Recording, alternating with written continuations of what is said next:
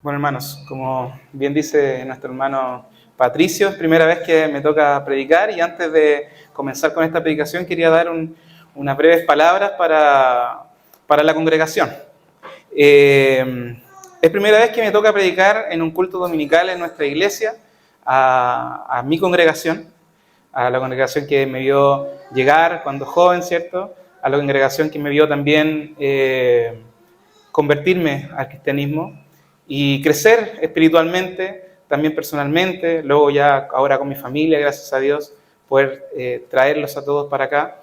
Y la verdad que es un privilegio poder predicar a la congregación, poder ser parte de este grupo de hermanos que exhortan la palabra con el fin de edificar a nuestra iglesia, una iglesia que uno ama también.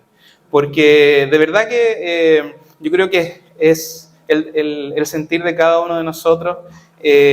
No solamente son recuerdos que uno tiene de antaño, de cuando ustedes quizás eran más jóvenes y que hacían más cosas juntos, sino que de verdad hay un amor que persevera hasta el día de hoy y poder ser parte de estos predicadores, la verdad que es un gran privilegio, pero a la vez también es una gran responsabilidad.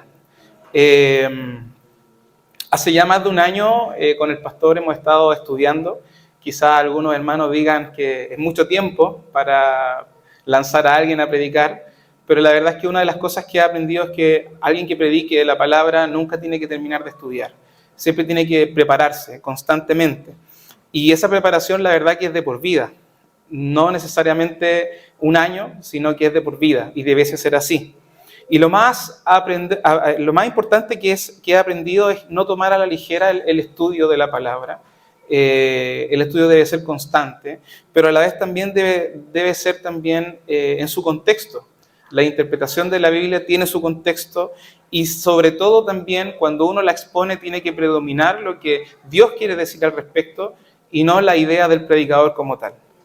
Y eso es lo que más me llena de temor, porque nosotros también somos personas que estamos influidas por muchas cosas y quizás inevitablemente salga alguna idea propia, pero sé también que al predicar uno lo hace de parte de Dios. Eso quiere decir que yo traigo un mensaje que viene de parte de Dios, pero a la vez también yo lo hago delante de Dios. Que es como que si Dios estuviera en primera fila escuchándome hoy. No solo escuchándome, sino que también quizás evaluando lo que yo digo acerca de su propia palabra. Entonces es una gran responsabilidad, hermanos. Y la verdad que por eso que ahí uno entiende cuando dice que quien expone la palabra tiene que trazar la palabra de verdad, ir rectamente a lo que dice la palabra. Por otro lado, hermanos, también quiero que sepan que de repente, y al igual como pasaba con los profetas en el Antiguo Testamento, a veces el mensaje de la palabra de Dios no suele ser agradable, quizás a veces es duro. Y hermanos, en esto quiero que de antemano me perdonen si es que alguna vez alguno de ustedes se siente ofendido por la palabra. Pero la verdad es que mi deseo es poder predicar la palabra tal cual como lo dice Dios. Y así también como muchas personas se sintieron ofendidas quizás por esa palabra, que terminaban persiguiendo o hasta matando a los profetas de su tiempo, es mi responsabilidad decir la palabra tal cual es, rectamente y pura. Y yo creo también que muchas veces lo que necesitamos es un mensaje a veces duro.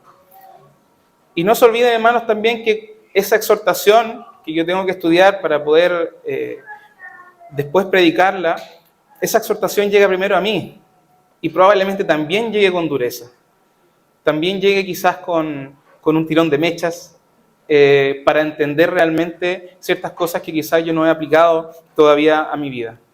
Y por último, hermanos, quiero pedirles sus oraciones, porque sabemos nosotros que el poder de la oración es fundamental en la vida de nosotros, el orar los unos por los otros, y que puedan orar por mi vida, también por la de mi familia, y también para que Dios vaya desarrollando este ministerio. Quizás las primeras predicaciones no van a ser las mejores, quizás no van a ser tan lúdicas o tan elocuentes, pero confío en el Señor que Él me va a ir perfeccionando de a poco conforme a su voluntad. Y esa es la verdad que es en mi deseo.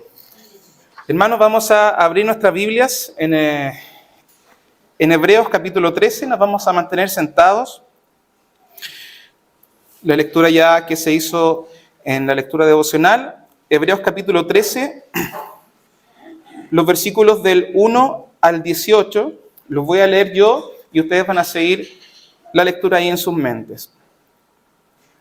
Dice así la palabra del Señor: permanezca el amor fraternal. No olvidéis la hospitalidad, porque por esta algunos sin saberlo hospedaron ángeles. Acordaos de los presos como presos juntamente con ellos, y de los afligidos como que también vosotros mismos sois del cuerpo. Honroso es en todos el matrimonio y el lecho sin mancilla, mas a los fornicarios y a los adúlteros juzgará Dios. Sean las costumbres vuestras sin avaricia, contentos de lo presente, porque Él dijo: no te desampararé ni te dejaré. De tal manera que digamos confiadamente: el Señor es mi ayudador, no temeré lo que me hará el hombre.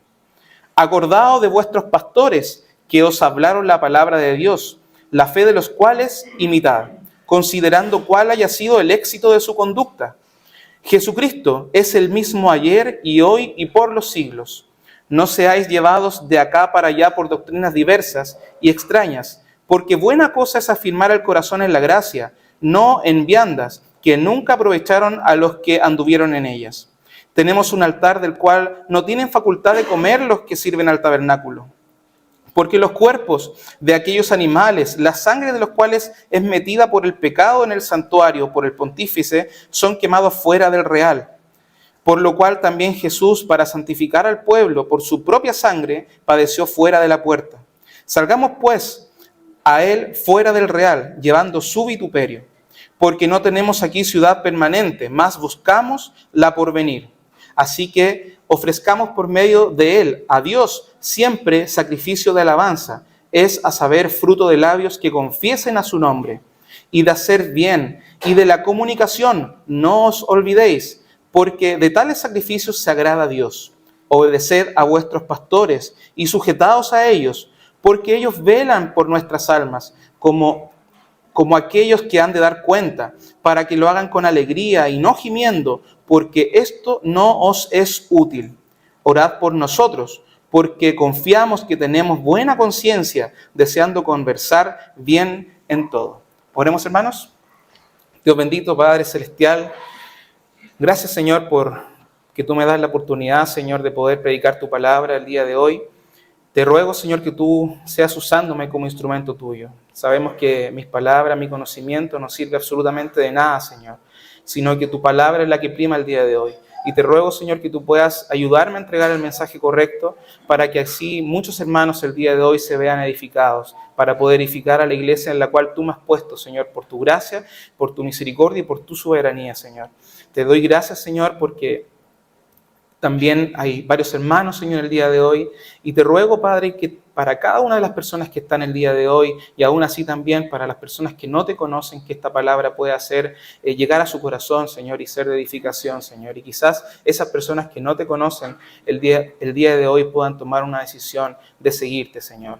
Te agradezco, Señor, y te ruego, Señor, que tú me puedas ayudar, Señor, a exponer este mensaje bien, explicarlo bien, Señor, y que sea entendible para todos. En el nombre de tu Hijo Jesús te lo pido. Amén. Bien, hermanos, la carta a los Hebreos es una carta profundamente teológica. Dentro de lo que se sabe de esta carta, podemos decir que fue escrita a judíos, que eran cristianos, y que muy probablemente estaban en un contexto de persecución.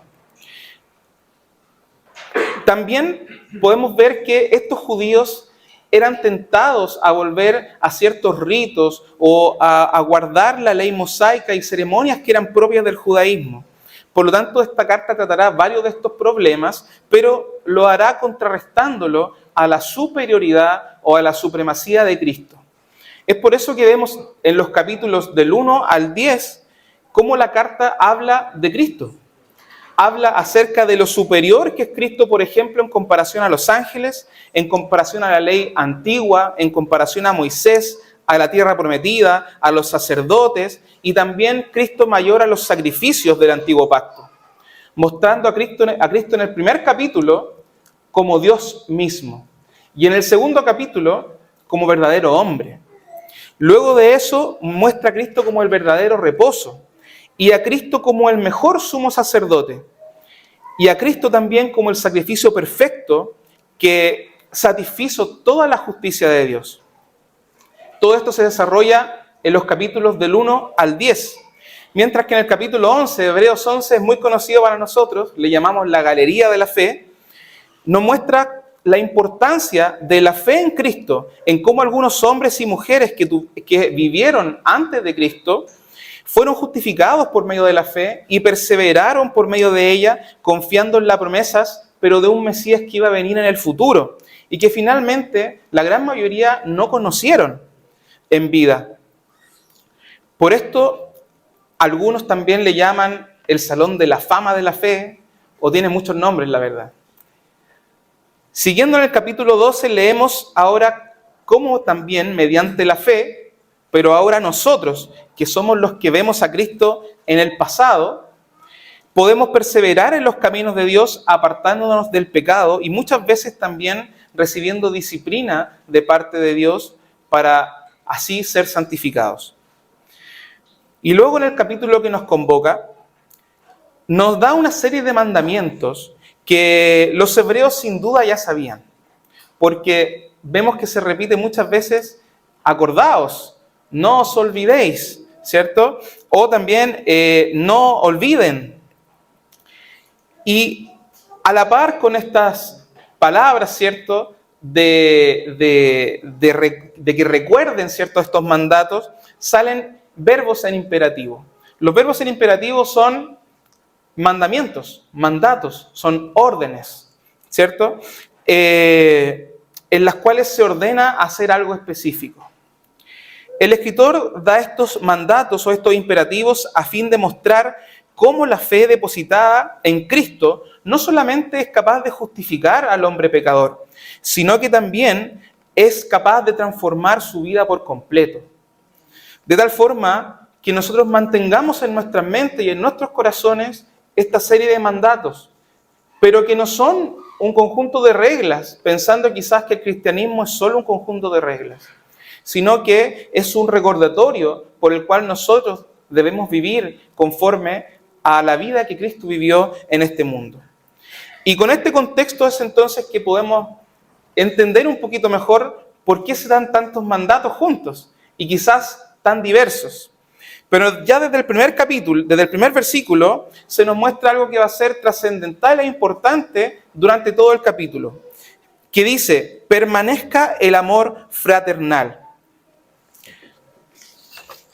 El primer imperativo que ocupa el autor de la carta de los Hebreos para manifestar una vida transformada por Cristo es que permanezca el amor fraternal. En el griego se ocupan las palabras meneto filadelfia. Disculpen mi pronunciación de griego, la verdad que no sé pronunciarlo, pero lo importante es lo que significan en sí las palabras. La segunda que dije, Filadelfia, es una palabra que nosotros podemos conocer quizá un poquito más. Hay lugares que se llaman Filadelfia, ¿cierto? Y esta palabra, Filadelfia, es una palabra compuesta de dos palabras, filos o fileo, que significa amor o amigo. Mientras que la segunda palabra, Filadelfa, Adel viene de la palabra adelfos, que significa hermano o del mismo vientre. Por lo tanto, el amor fraternal es el amor entre hermanos o el amor de hermanos. Quizás para los que somos hijos únicos podamos pensar que esto nunca lo vamos a saber, porque no tenemos hermanos de sangre de parte de nuestros padres.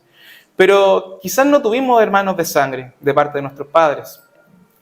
Pero sin duda, para los que somos cristianos, tenemos hermanos en la fe. Hermanos de una sangre más preciosa que la de nuestros padres, que es la sangre de Jesucristo. Y es la sangre que nos une a nosotros. ¿Qué mejor unión que esta, hermanos? Por esta razón es que debemos mostrar este amor entre hermanos en la fe. Y a la otra palabra, meneto, indica una acción continua. Algo que no es ocasional, algo que es habitual, de todos los días. Hermanos, el amor bíblico, ese amor fraternal, no es un amor que se basa en emociones. Porque si fuera por las emociones, entonces nosotros, dependiendo de cómo nos sintamos el día, nosotros podríamos demostrar ese amor y otros días quizás no nos sentimos tan bien y simplemente no lo mostramos. El amor se basa en el amor que Cristo tuvo por nosotros para que nosotros podamos con convicción entonces trabajar diariamente por amar a cada uno de nuestros hermanos en la fe. Aunque muchas veces eso nos cueste y nos va a costar, hermanos. Pero pensemos en lo siguiente. ¿Quiénes somos nosotros para no hacer caso de este mandato si Cristo nos amó a pesar de haberle dado la espalda a Él tantas veces? Sin duda alguna, Cristo amó a los que le pegaron latigazos. Sin duda alguna, Cristo amó también a quienes clavaron en sus muñecas esos clavos. Entonces, ¿quiénes somos nosotros para no amar y que no permanezca este amor fraternal en nosotros? Si nuestra fe realmente está cimentada en Cristo, entonces debemos mostrar ese verdadero amor cristiano. Luego el texto nos menciona dos formas de mostrar este amor fraternal. La primera es practicando la hospitalidad. No debemos olvidar la hospitalidad, dice el texto. La palabra en griego hace referencia al amor al extranjero, al que viene de otro lugar. Y nos hace una referencia también de algo que ocurrió con Abraham y con Lot, que dice que sin saberlo ellos hospedaron extranjeros que finalmente eran ángeles. Ahora, lo importante acá no es que nosotros pensemos que al momento de hospedar a cualquier persona, probablemente hospedaremos a un ángel, sino que lo importante acá, y lo que quiere recalcar el autor, es la bendición para nosotros de lo que significa hospedar a personas, hospedar a hermanos sobre todo. Y es por eso que no tenemos que olvidarnos, no tenemos que desaprovechar la oportunidad que tenemos de hospedar a personas. Yo creo que cada uno de nosotros, cuando hemos hospedado a hermanos o a pastores, hemos visto la bendición y la edificación que lleva esto a nuestra propia familia, a nuestra casa. Así que no nos olvidemos de esto. La otra forma en que se evidencia este amor fraternal permanente en nosotros es acordándonos de los presos y los afligidos en el versículo 3. Y acá la palabra acordaos es importante porque se va a repetir en otros lugares. Significa una memoria activa que produce una acción. No es simplemente recordar algo como un buen recuerdo y dejarlo ahí, sino que es acordarnos de algo para que eso nos lleve a hacer una acción. Y de esta forma es que debemos acordarnos de los prisioneros y de los afligidos. O en otras versiones de Biblias, en vez de afligidos dice maltratados. Sobre todo cuando ellos están en este estado a causa del nombre de Cristo. Hermanos, ¿nos estamos acordando realmente por estas personas, los presos, los maltratados, los afligidos? Hemos tenido cultos que ha sido protagonista este tema, acerca de la iglesia perseguida, por ejemplo. Y hemos tomado conocimiento de ciertas cosas que quizás antes no sabíamos, pero ese acordarnos o ese conocimiento, ¿a qué acción entonces nos está llevando? ¿Nos está llevando a la acción quizás de orar por ellos y de mantener un compromiso constante de oración por ellos? ¿O quizás nos está llevando a la acción de querer ayudar de manera económica a ellos? ¿O alguna otra acción? De esto es lo que el texto se está tratando. El texto dice que debemos acordarnos como si nosotros estuviéramos presos juntamente con ellos, o como si nosotros somos parte de su cuerpo. esa parte, esas frases nos llevan a la empatía. O sea, a que nosotros nos pongamos en sus zapatos, como si nosotros estuviéramos presos con ellos. Y sin duda es algo que Jesús mismo sintió. Cuando dice la Biblia que Él tuvo compasión por la multitud que le seguía. Él tuvo compasión al verlos desorientados, como ovejas que no tenían pastor. Esa misma compasión es la que nosotros también tenemos que tener con nuestros hermanos que hoy en día se encuentran en esa situación. Hermanos que lamentablemente corren con realidades de maltrato, que algunos son raptados, que algunos son torturados, afligidos y también apresados a causa de Cristo. No debemos olvidarnos. El segundo punto es que debemos vivir en santidad y en contentamiento. Y acá quiero detenerme un poco más, porque habla acerca del matrimonio. Dice el versículo 4, honroso es el matrimonio en todos. Y esta palabra en todos es súper importante, porque el matrimonio sin duda es importante a nivel de toda la sociedad, no solamente en nuestras iglesias, sino que en todo el mundo. Es el núcleo fundamental de la sociedad como civilización.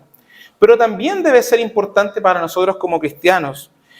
Algo importante significa que es algo de gran valor. Honroso significa que es algo precioso o preciado. Y así también debiese ser siempre en cada uno de nosotros. Porque el matrimonio fue el vínculo perfecto creado por Dios entre un hombre y una mujer, establecido desde el principio de los tiempos. Es eso el matrimonio. Quizá hoy en día el matrimonio se traduce en otras cosas para nuestra sociedad, pero para Dios es esto, un vínculo que Él mismo creó desde el principio, desde la creación misma. Y como toda cosa preciada y de alto valor, requiere de muchísimo cuidado. No sé si alguno de nosotros, alguno de ustedes, tiene algo de mucho valor en su casa.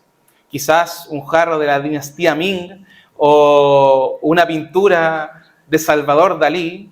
No creo que sea ese el caso, pero quizás deben tener algo que sea de alto valor en cuanto a lo económico o quizás de alto valor en cuanto a lo emocional. Yo no creo que esas cosas las tengan en un lugar donde se pueda estropear o que esa cosa no la tengan en un lugar donde no lo puedan limpiar también y cuidar o donde quizás pasen niños de repente y puedan botar el jarro o rayar esa pintura o en el patio donde se pueda estropear, no sé. No creo que lo tengan en esos lugares. Sin duda lo tienen en algún lugar especial donde lo puedan ver, donde lo pueda lucir, pero a la vez también donde lo puedan cuidar, donde no se estropee. Así debiese ser el matrimonio en nosotros, como algo preciado.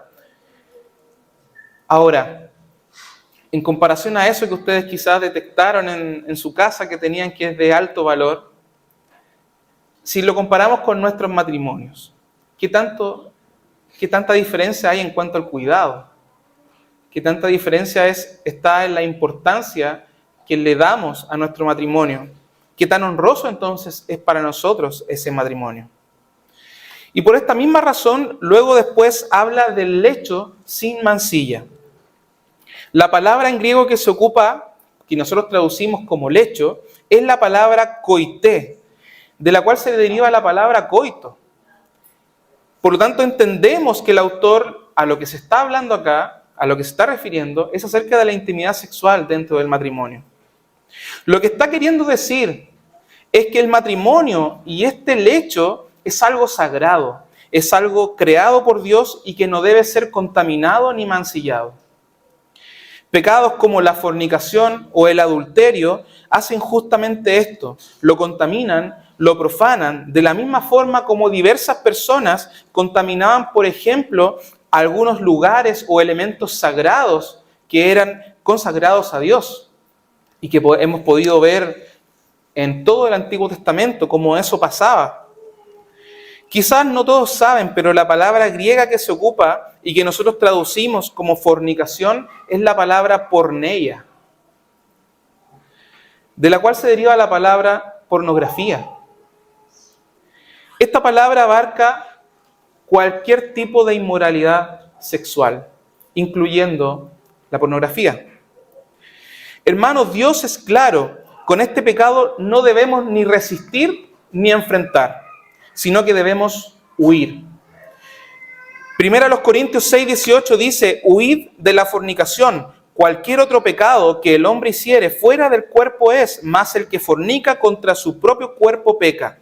Primera de Tesalonicenses 4:3 dice, porque la voluntad de Dios es vuestra santificación, que os apartéis de fornicación. Segunda Timoteo 2:22 dice, huye también de los deseos juveniles y sigue la justicia, la fe, la caridad, la paz, con lo que invocan el Señor de puro corazón. Esos son algunos de los versículos que existen donde se nos menciona acerca de que en cuanto a la fornicación debemos huir. Y existen muchos más, sin duda. Querido hermano y hermana, ten cuidado con lo que ves en tu televisor. Ten cuidado con lo que ves en tu computador o en tu celular. Hay contenido que puede dañar tu vida, tu santificación y tu comunión con el Señor. Y para los casados, hermanos, esto deshonra tu matrimonio. Esto profana tu lecho sagrado. Y no solo eso, sino que también pavimenta el terreno para llegar a pecados que quizás nunca pensaste en llegar. Recordemos, hermanos, que el pecado es progresivo. El pecado no es algo así repentino. No nos olvidemos del ejemplo del rey David. Y padres, cuidemos los que ven nuestros hijos. No seamos descuidados. No les pasemos el celular con internet a tan temprana edad. Ellos no tienen criterio. Y el daño que puede generar en un niño, algo que pueda haber, puede ser muy grande. En los versículos 5 y 6, se nos habla acerca de rechazar la avaricia. Dice que nuestras costumbres, es decir, todo lo que nosotros hacemos cotidianamente, debe ser sin avaricia. Esta palabra, la palabra avaricia, hace referencia al amor al dinero, hace referencia al amor a las posesiones, mientras que lo que debemos hacer como cristianos es contentarnos con lo que tenemos. Esa es la actitud que debiese tener un cristiano. Esto muestra una vida que está completamente centrada en Cristo y que no pone a otro Dios falso, como el dinero, por ejemplo, como las posesiones o como cualquier otra cosa. El trono donde solo debe estar nuestro único Dios es nuestro corazón. Y no debe existir otro Dios que nosotros creemos y formemos a nuestra imagen, como por ejemplo podía ser el dinero. Pero hermanos, en cuanto a lo que se refiere a la palabra contentamiento, no es quizás pensar en el conformismo o en el sentido de no tener ninguna aspiración o en el sentido que alguno podría pensar en ser mediocre, no querer avanzar en la vida. No significa eso la palabra, sino que significa una confianza activa en la soberanía de Dios en nuestra vida. Y contentarse significa estar feliz con lo que Él nos ha dado. Esto muestra lo agradecido que somos nosotros, lo agradecido que estamos siendo con Él. Y lamentablemente muchas veces no somos agradecidos.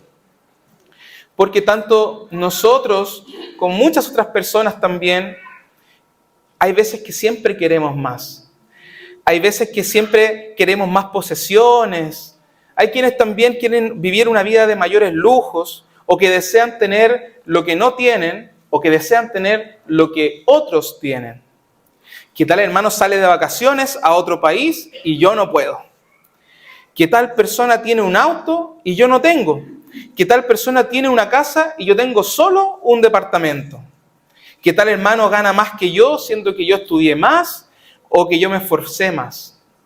Y así muchas otras cosas que quizás no las decimos, pero pasan quizás por nuestra mente.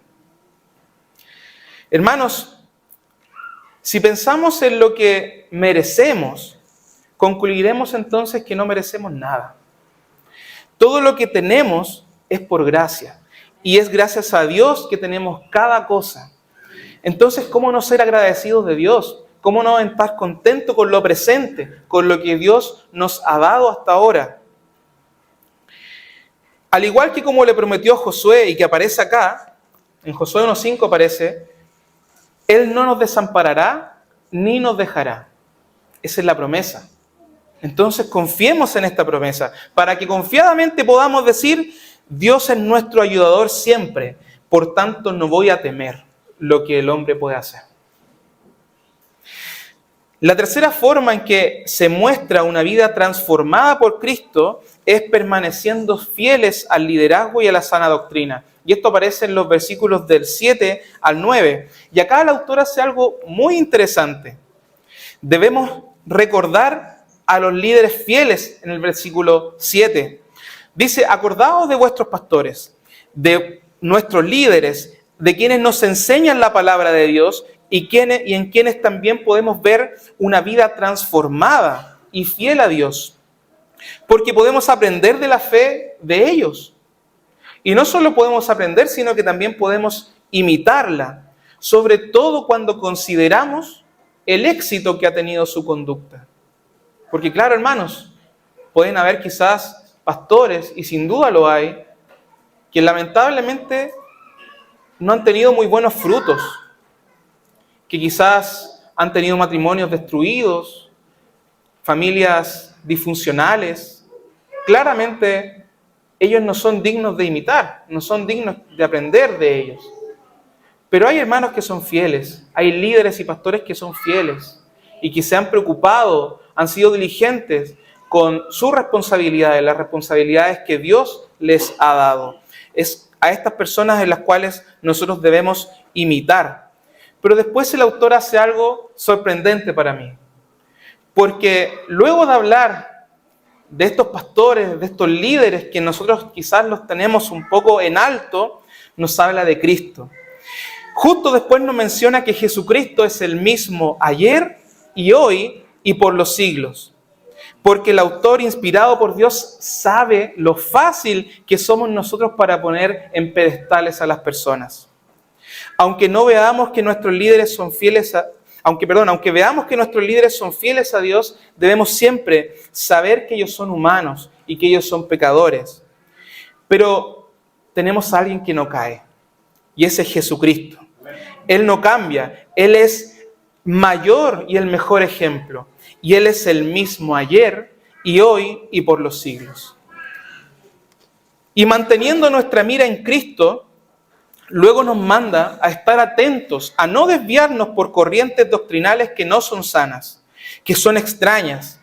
Cuidado con a quienes escuchamos, a quienes leemos. Acá el autor claramente se está refiriendo a cuidado, hermanos, con esas personas que quieren judaizarlos nuevamente, que quieren volverlos a meter a estos ritos del judaísmo y a olvidarse o a poner a un lado la centralidad de Cristo en su vida. Pero nosotros también también hoy en día tenemos diferentes influencias de las cuales debemos tener cuidado en cuanto a la doctrina. Hoy en Internet podemos encontrar de todo, tanto muy buenos predicadores como también charlatanes que hacen del evangelio un comercio. Es más, hoy encontramos hasta un sinnúmero de videos, por ejemplo, hechos por inteligencia artificial. No todo el contenido que podemos ver o escuchar es de sana doctrina. Así que aprovechemos las plataformas que nuestra iglesia nos provee. Hoy en día tenemos plataformas online, los cultos y estudios bíblicos que podemos seguir de esa forma, pero también hay otros ministerios que son confiables, como la llamada Radio BBN, un hermoso ministerio que ha sido de ayuda y edificación a muchos hermanos. Pero también, hermanos, si tenemos dudas, consideremos consultar a hermanos que son más preparados en nuestra congregación para salir de esas dudas que nosotros podamos tener al momento de estudiar la Biblia individualmente. Una traducción más entendible a lo que dice después podría ser la siguiente: porque es bueno que el corazón sea fortalecido por la gracia, no por alimentos, en los cuales no se beneficiaron los que anduvieron en ellos. Recordemos que la lucha que estaban viviendo los hebreos era de seguir guardando los ritos de la ley, como por ejemplo las leyes alimentarias de ese tiempo, que los animales puros, que los animales inmundos, que los holocaustos que debían también después comer, que la Pascua que también debían celebrar, que los panes sin levadura. El cimentar el corazón sobre esos ritos no es de provecho. Acá lo que el autor nos manda hacer es cimentar nuestro corazón en la gracia de Dios que fluye a través del sacrificio de Cristo. No en las cosas materiales como alimentos o rituales que no son de real provecho espiritual ni para los hermanos hebreos de ese tiempo ni tampoco para nosotros. El cuarto punto es que debemos vivir a la luz del sacrificio definitivo de Cristo. Y acá el versículo 10 se nos menciona que nosotros tenemos un altar superior. Ese altar, hermanos, es Cristo mismo. Es el sacrificio de Cristo. Y como durante toda la carta el autor ha mostrado a Cristo como superior a todo, también es el altar superior a cualquier altar que podría haber sido hecho de manos. Nosotros podemos decir que tenemos un altar que es mayor al que tenían los sacerdotes del antiguo pacto, que es el perfecto y el definitivo sacrificio de Cristo, porque entendemos que los sacrificios que se hacían bajo ese pacto eran figura, eran sombra o eran ejemplo de lo que iba a venir, de lo perfecto, de la verdadera imagen que era Cristo. Y de esa forma, el verdadero perdón de nuestros pecados es únicamente por medio y a través de Cristo. Y todos nosotros podemos acceder a ese perdón por medio del arrepentimiento y la fe de nuestro único y suficiente Salvador. El versículo 12 y 13 dice lo siguiente: por lo cual también Jesús, para santificar al pueblo por su propia sangre, padeció fuera de la puerta. Salgamos pues a él fuera del real, llevando su vituperio. Notemos, hermanos, cómo se hace referencia a los sacrificios que se hacían, como por ejemplo el del día de la expiación, que celebraban los judíos, en las cuales cada año el sumo sacerdote de ese tiempo imponía las manos sobre un macho cabrío como para pasar y traspasar los pecados del pueblo de Israel hacia ese animal, el cual era suelto y era muerto fuera de la ciudad. De esa misma forma, Jesús pasó eso. Jesús realmente cargó con nuestros pecados y recibió el castigo que nosotros merecíamos. Él llevó su cruz fuera de la ciudad y allí murió crucificado. Nosotros debíamos estar ahí. ¿Cómo entonces nos saldremos al encuentro llevando nosotros su humillación, su vituperio? Hermanos, para mostrar una vida transformada, obediente y que honre a Dios, no debemos olvidar lo que Cristo hizo por nosotros, sino que debemos vivir a la luz de ese sacrificio. Ni tampoco debemos olvidar también hacia dónde vamos, porque esta ciudad no es permanente. Tenemos una hermosa ciudad celestial que es eterna.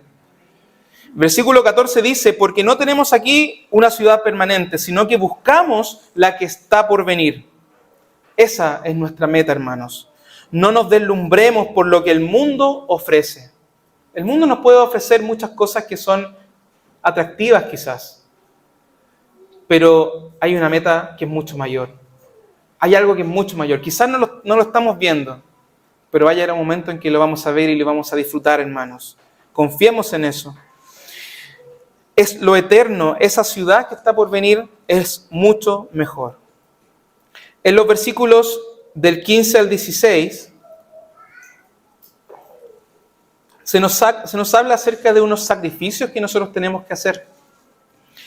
Y comienza el versículo 15 con la frase o el conector así que señala una consecuencia que se deriva de todo lo que se habló anteriormente. Por lo tanto, teniendo presente el sacrificio de Cristo y la meta de la eternidad que nosotros debemos tener, esto entonces nos tiene que llevar a ofrecer sacrificios a Dios siempre. Y aquí algunos hermanos me dirán, pero ¿cómo si el autor a los hebreos ha hablado durante toda la carta que los sacrificios de animales ya no son necesarios? Bueno, efectivamente, porque no está hablando de sacrificios de animales, sino está hablando de sacrificios espirituales realizados a través de Cristo. Y sí, hermanos, efectivamente, la palabra sacrificio significa que hay algo que tiene que morir. Siempre la palabra sacrificio significa que hay algo que tiene que morir. Pero lo que tiene que morir, hermanos, es nuestro orgullo, para poder así hacer los sacrificios que Dios nos manda. Y estos sacrificios son de 3 tipos. Dice que son sacrificios de alabanza, es a saber, fruto de labios que confiesen a su nombre, o de hacer el bien, y también el sacrificio de la comunicación.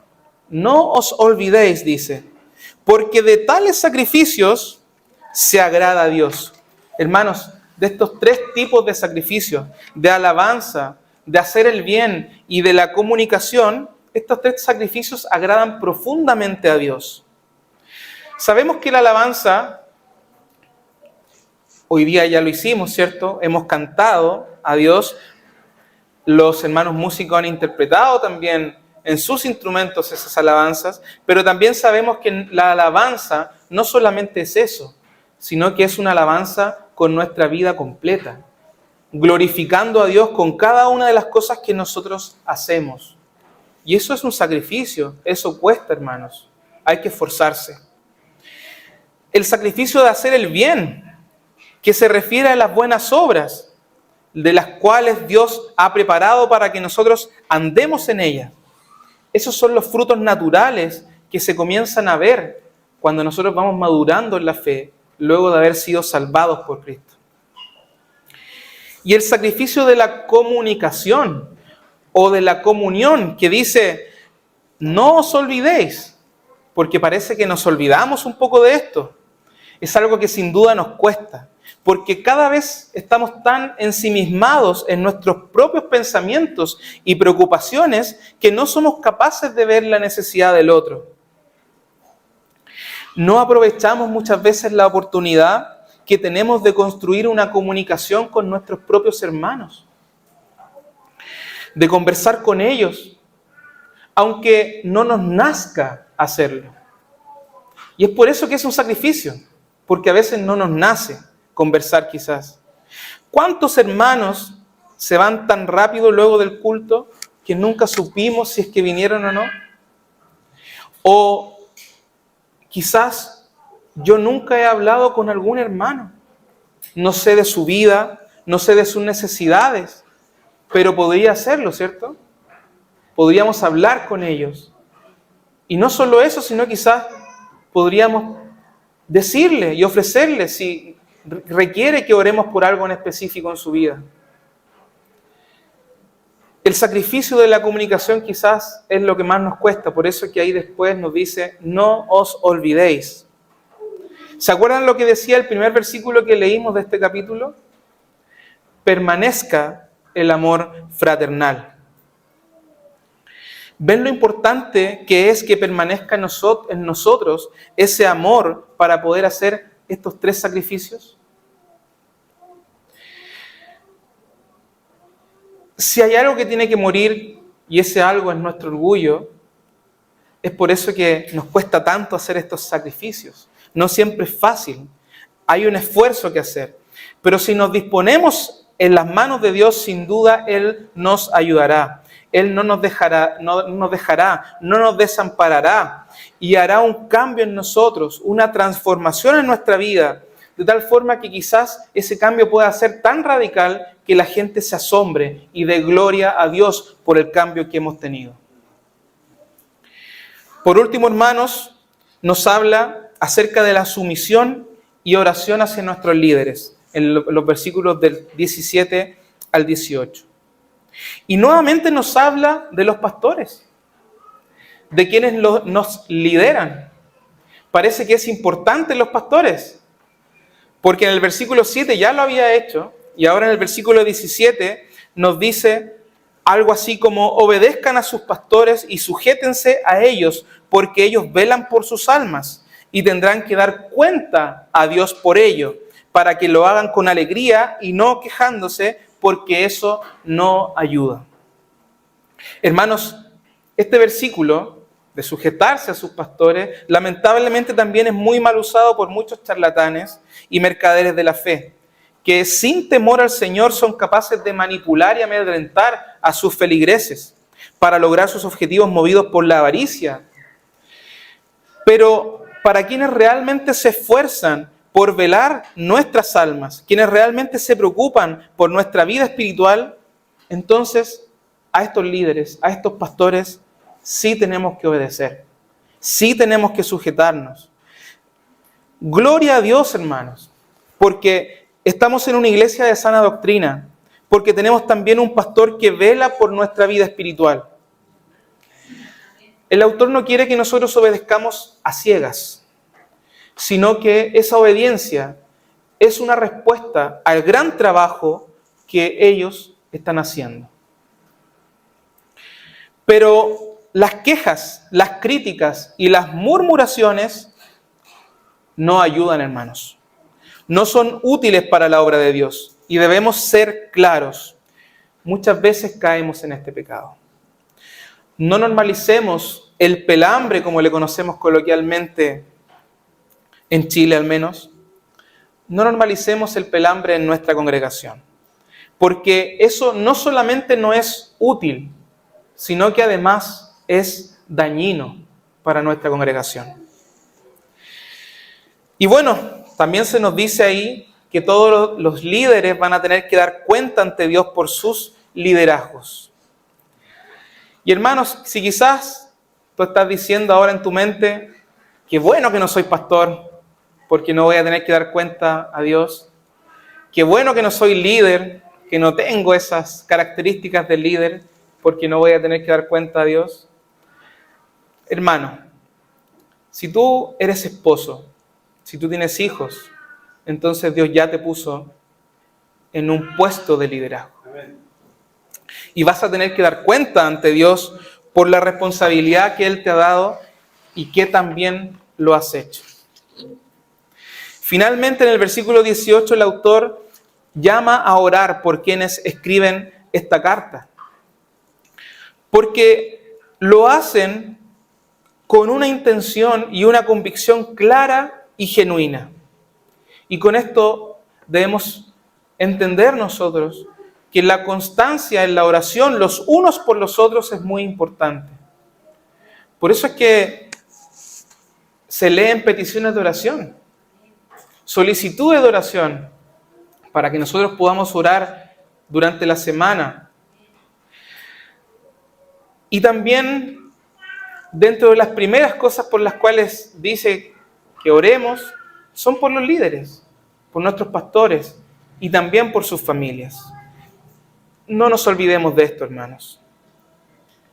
Estos pasajes, hermanos, fueron un fuerte llamado de atención a los judíos para que salieran del ritualismo y centraran su vida en Cristo, dejándose transformar por Él. Para nosotros, hoy en día, para quienes nos consideramos cristianos, es un fuerte llamado a vivir una verdadera vida en Cristo y no una vida basada en costumbres, en hábitos rutinarios, ni mucho menos en hipocresía, teniendo una doble vida o siendo cristianos de una vez a la semana, los domingos, y el resto de la semana nos olvidamos de que somos cristianos. Pero hermanos, quizás algunos quedaron medios afligidos con tantos mandatos. No pensemos que la vida cristiana es una lista de reglas, porque no es así. La vida cristiana es una respuesta agradecida al sacrificio perfecto de Cristo y a disponerse en sus manos para ser moldeados y transformados a su imagen. La posibilidad de que olvidemos alguna de estas cosas no es porque no sepamos qué es lo que tenemos que hacer. Porque yo estoy seguro, hermanos, que todas las cosas que yo he explicado hoy ya las sabíamos. Y los hermanos hebreos también las sabían. Y es por eso la importancia de recordarlas. Porque ese olvido generalmente se da porque tenemos un corazón que muchas veces se comporta de manera rebelde. Unos versículos nos muestran mucho mejor esto. Los versículos 20 y 21, que les invito también a leer en sus Biblias, dice, del mismo capítulo, Hebreos 13, 20, 21, dice, y el Dios de paz que sacó de los muertos a nuestro Señor Jesucristo, el gran pastor de las ovejas, por la sangre del testamento eterno, os haga aptos en toda buena obra, para que hagáis su voluntad, haciendo Él en vosotros lo que es agradable delante de Él, por Jesucristo, al cual sea la gloria por los siglos de los siglos. Amén. Esto nos aclara un poco más, porque no es solamente nuestros esfuerzos, es Dios quien nos hace aptos para toda buena obra, por medio de la sangre de Jesucristo que fue derramada por nuestros pecados, y que si hemos creído de corazón en Él, entonces no solo somos salvos del infierno, sino que también somos libertados de la esclavitud del pecado para poder hacer estas buenas obras. Y me gusta lo que dice en el versículo 21, haciendo Él en vosotros lo que es agradable delante de Él, por Jesucristo. Qué increíble, hermanos, cómo es Dios mismo morando en nosotros, quien trabaja en nosotros para que nosotros podamos hacer lo que a Él le agrada. Si tú eres salvo, tienes entonces al Espíritu Santo morando en ti. Y eso significa que tienes la presencia de Dios misma morando en ti. Y de esa forma ese Espíritu está trabajando en tu ser para que tú puedas hacer entonces estas obras, para que nos cueste menos cumplir y obedecer estos mandamientos. No digas nunca, hermano, hermana, yo no puedo cambiar. Yo ya estoy muy viejo, siempre fui así, no puedo cambiar. No limitemos, hermanos, el trabajo que hace el Espíritu Santo en nuestra vida. No contristemos al Espíritu Santo. No acallemos esas voces que gimen pidiendo por nosotros. Cuando exista este cambio en nuestra vida, vamos a poder ver el gozo que podamos tener. Y quizás vamos a encontrar esa felicidad que tanto buscan las personas. Porque la llenura y la satisfacción, la felicidad, solamente la podemos encontrar en Cristo. Y si tú, querido amigo, querida amiga que nos visitas, o que quizás nos verás en línea después cuando suban esta predicación, si tú no tienes la seguridad de ser salvo, si te sientes todavía esclavizado por el pecado, Dios te manda a arrepentirte. Dios te manda a creer en Jesús como tu único Señor y Salvador. Y si no sabes cómo hacerlo, hay hermanos que podemos ayudarte para que tú hagas esto, para que puedas arrepentirte de corazón, para que puedas confesar a Cristo como tu único Señor. Pero simplemente lo que tienes que hacer, querido amigo, querida amiga, es rendir tu vida y entregar tu vida a Cristo para servirle, porque Él ha entregado su vida por ti en la cruz del Calvario. Oremos, hermanos. Dios Santo, Padre Celestial, te agradecemos, Señor, por tu palabra, Señor. Y te ruego, Señor, que, como bien dice en ella, tu palabra no vuelve vacía, Señor. Rogamos, Padre, que tu Espíritu Santo que mora en nosotros, Señor, y que sin duda hoy está presente acá con nosotros, tu presencia pueda hacer en nosotros, Señor, cambios en nuestra vida. Que Dios, que tú puedas transformar, Señor, nuestra vida. Porque sabemos que no es solamente nuestras fuerzas para poder ser obedientes y llevar una vida que honre completamente tu nombre, sino que sabemos que es un trabajo también que al disponernos en tus manos tú lo vas a ir haciendo. Como dice tu palabra, nos perfeccionarás hasta el día de Jesucristo. Señor, quien hizo esa buena obra, el Espíritu que está en nosotros, Señor, te ruego que nos moldee, que nos transforme a la imagen de tu Hijo, Señor, para que podamos ser como Él, Señor. Perdona nuestras ofensas, Señor, porque sabemos que en estos mandatos, muchos de ellos probablemente hemos sido faltos, hemos sido negligentes, Señor. Te ruego nuestro perdón y te pido que nos ayudes a poder disponernos en tus manos, Dios bendito. Gracias, Señor, por esta palabra, Señor, y te ruego que así también en los próximos cultos tú nos sigas edificando cada vez más. Te lo pedimos todo, Señor, por los méritos de tu Hijo Cristo. Amén.